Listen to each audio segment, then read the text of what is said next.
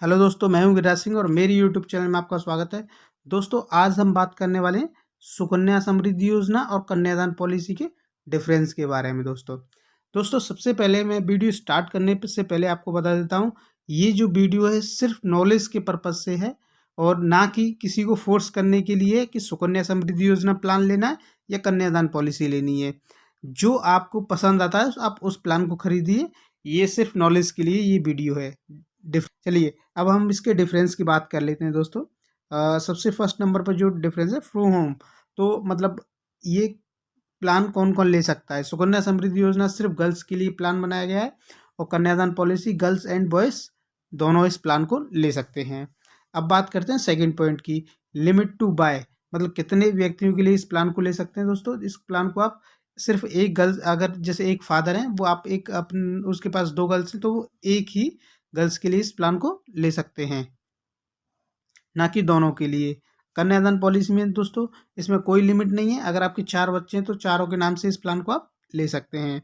अब बात करते हैं बाय फ्रॉम, कहाँ से इस प्लान को हम खरीद सकते हैं। दोस्तों हम इसको पोस्ट ऑफिस और बैंक के द्वारा खरीद सकते हैं। और कन्यादान पॉलिसी को हम कहाँ से खरीद सकते हैं, ओनली LIC से। दोस्तों अब हम बात करते हैं सरेंडर। सरेंडर मतलब होता है बंद करना, पॉलिसी को बंद करना। तो अगर हम सुकन्या समृद्धि योजना वाला प्लान लेते हैं तो उसमें सरेंडर करने की फैसिलिटी नहीं है। लेकिन कन्यादान पॉलिसी में आफ्टर 2 ईयर, मतलब पेमेंट करने के बाद में, आफ्टर 2 ईयर मतलब 2 साल का पेमेंट जमा करने के बाद में आप इसे बंद करना चाहें तो बंद कर सकते हैं।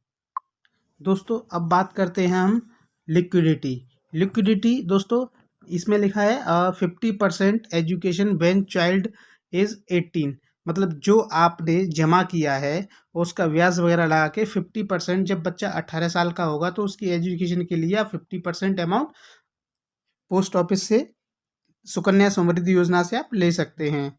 और इसमें कन्यादान पॉलिसी में दोस्तों 80% sum assured for education when the child age is 18, जब बच्चे की उम्र 18 साल हो जाएगी तो आप उसमें सम एश्योर्ड का 80% अमाउंट ले सकते हैं बच्चे की एजुकेशन के लिए।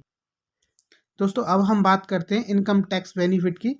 दोस्तों इसमें 80C प्लस 1010D की रिबेट की फैसिलिटी अवेलेबल है आपकी मैच्योरिटी पे। इसमें भी आपका 80C और 1010D की फैसिलिटी अवेलेबल है टैक्स रिबेट में। अब आप बात करते हैं दोस्तों इंश्योरेंस। सुकन्या समृद्धि योजना में आपको कोई इंश्योरेंस नहीं मिलता, जबकि कन्यादान पॉलिसी में आपको इंश्योरेंस मिलता है। अब रिटर्न्स की बात करते हैं। सुकन्या समृद्धि योजना में 7.6 का करंट रेट चल रहा है और LIC आपको देती है 6 to 6.5 का बोनस के हिसाब से। दोस्तों अब हम बात करते हैं ये 7.6 से करंट मैंने क्यों लिखा हुआ है। दोस्तों करंट इसलिए लिखा हुआ है क्योंकि इसकी जो इंटरेस्ट रेट हैं फ्लैक्चुएट होते रहते हैं, क्योंकि अपनी जो है कंट्री डेवलपिंग कंट्री है। मैं आपको दिखाना चाहूँगा। दोस्तों यहाँ पे आप देख सकते हैं, ये सबसे नीचे आप देखिए, जब सुकन्या समृद्धि योजना का प्लान स्टार्ट हुआ तो वहाँ पे आप देखेंगे 1 अप्रैल 2014 में 9.10 का इसका इंटरेस्ट था। फिर उसके बाद में 9.20 हो गया, फिर 2016 में हुआ 8.60, फिर उसके बाद में 16 में ही 8.5, फिर उसके बाद में आप देखेंगे 2017 में 8.4, फिर उसके बाद में 2017 में फिर 8.30, फिर 8.10। इस तरह से इसका अमाउंट घटते हुए, क्योंकि इसका जो रेट ऑफ इंटरेस्ट है दोस्तों इसलिए घट रहा है क्योंकि अपनी जो कंट्री है वो एक डेवलपिंग कंट्री है और डेवलपिंग कंट्री में रेट ऑफ इंटरेस्ट हमेशा कम होते चले जाते हैं। दोस्तों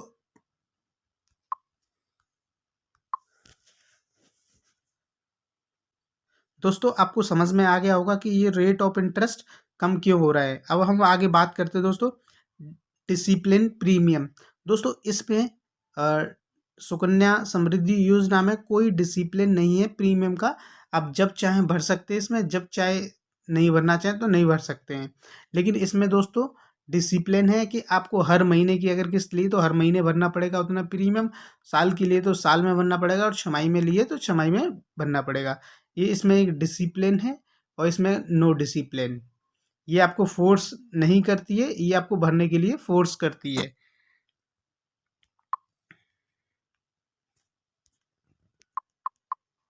दोस्तों अब हम बात करते हैं रिस्क कवर की।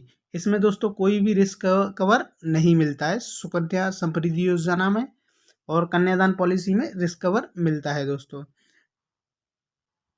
दोस्तों अब हम बात करते हैं survival benefit in case of death. अगर दोस्तों जिस व्यक्ति ने अपने बच्चे के लिए ये पॉलिसी ली है, जैसे सुकन्या समृद्धि योजना या कन्यादान पॉलिसी ली है, और उन व्यक्ति की डेथ हो जाती है, तो क्या सर्वाइवल बेनिफिट मिलते हैं? सर्वाइवल बेनिफिट मतलब पर ईयर कुछ खर्चा आपको ये पॉलिसियाँ देती हैं। तो मैं आपको बताना चाहूँगा कि सुकन्या समृद्धि योजना से आपको कोई भी खर्चा नहीं मिलेगा, लेकिन एलआईसी की जो कन्यादान पॉलिसी वो आपको इसमें खर्चा देगी। वो देगी कितना? आपके समय सेट का 10% पर ईयर।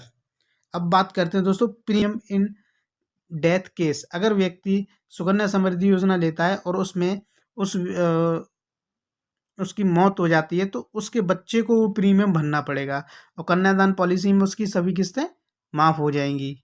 दोस्तों अगर आपको ये वीडियो पसंद आया तो प्लीज़ वीडियो को लाइक कीजिएगा और चैनल को सब्सक्राइब करना बिल्कुल भी ना भूलें। थैंक यू फॉर वॉचिंग दोस्तों।